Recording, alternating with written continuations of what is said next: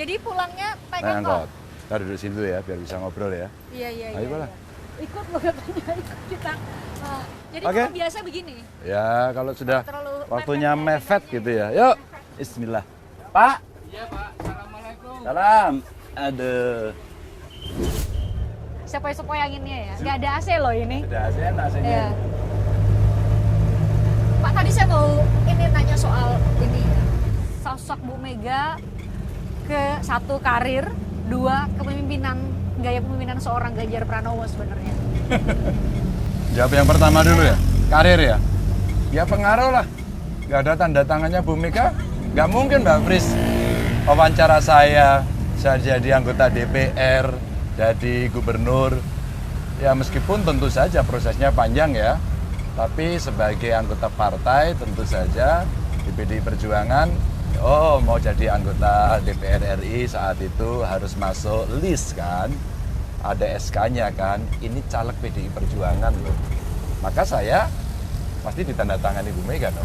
Tanpa ditandatangani, nggak mungkin saya bisa maju. Baru kemudian konfirmasinya ke rakyat, milih apa enggak.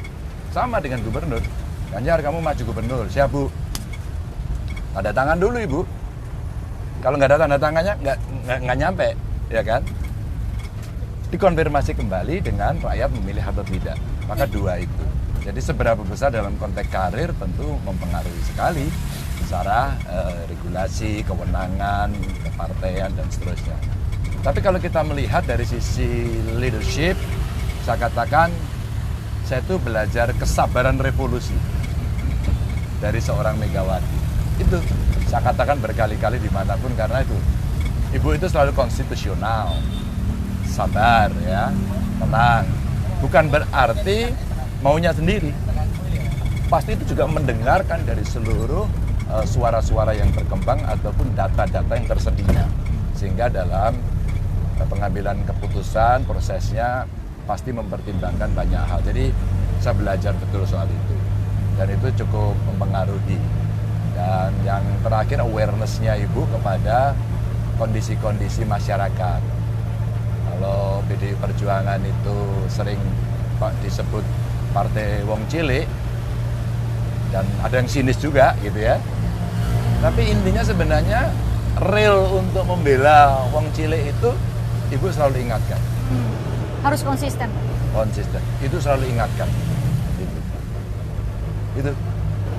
Tapi berarti kalau kami yang bukan bagian dari PDIP, outsider lah melihatnya, Pak Ganjar itu setia banget sama PDIP ya. Karena godaannya itu tadi, saya sempat bilang di awal, dengan elektabilitas yang sangat-sangat mentereng, mungkin bagi sebagian orang ya udahlah, saya nggak dicalon-calonin nih sama Partai Demokrasi Indonesia Perjuangan, ini udah saya maju dari partai lain. Tapi sepertinya seorang Ganjar Pranowo sedemikian setia sama PDIP. Pertanyaan ini pernah muncul dalam sebuah talk show juga. Mas Ganjar kenapa nggak mau pindah partai? Ada punya peluang yang lain. Jawaban saya simpel Mbak, emang partai yang lain lebih baik. Simpel aja, emang lebih baik. Saya yang dari dulu besar, tumbuh, berkembang sampai posisi seperti ini, ya saya melihat sebuah ruang ekspresi sampai pencapaian. Apa ya semudah itu ya. Itulah yang kemudian mungkin publik tidak terlalu banyak tahu. Karena komunikasi politiknya sampai hari ini juga baik-baik saja. Saya di PDI Perjuangan, tapi saya bisa komunikasi dengan banyak partai.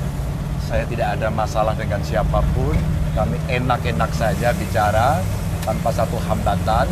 Yang mungkin ini yang diajarkan oleh para ilmuwan bahwa apa yang disebut sebagai statesmanship. Belajar kenegarawanannya kan ada di situ. Jadi rumah ini membesarkan saya, jadi tidak semudah itu meninggalkan dengan ringan gitu ya. Enggak.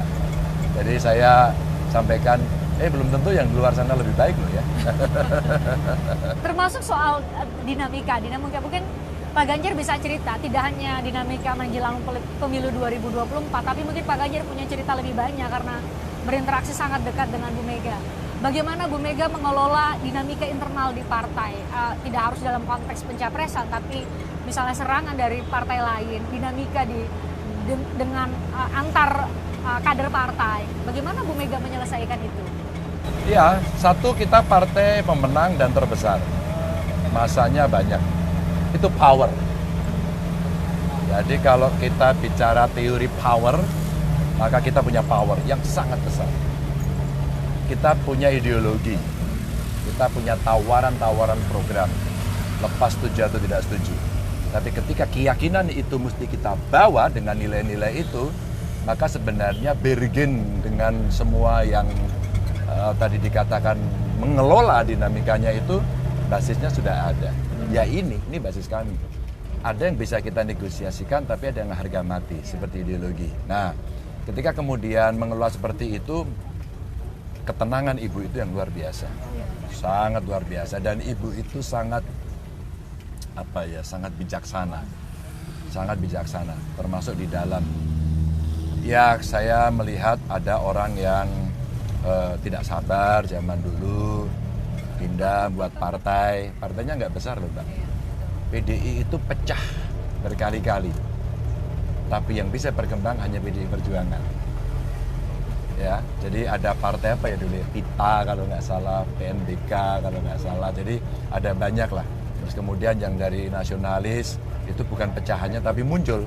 Dari keluarga Bung Karno kan juga beda-beda ya.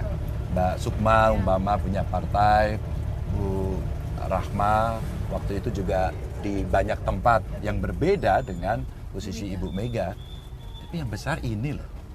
Makanya Ibu itu piawai banget ini. Dengan dinamika yang ada di sana itu beliau bisa kelola itu dengan sangat baik gitu ya. Ya meskipun tentu tidak sesempurna yang kita bayangkan gitu ya. Tapi sampai detik ini PDIP dengan pencapaian dan berada di titik ini berarti sangat berhasil. Ya, dan Ibu melahirkan banyak kader, Pak. PDI Perjuangan. Hari ini tentu saja muncul kader-kader yang cukup banyak ya untuk menjadi seorang pemimpin di banyak tempat.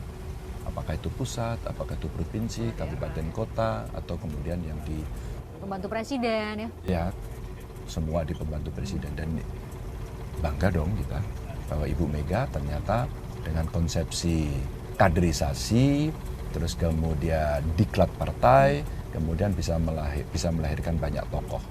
Tentu bukan tanpa catatan, ada juga kekurangan kami. Gitu. Kita sudah sampai di kediaman Gubernur Puri Gede.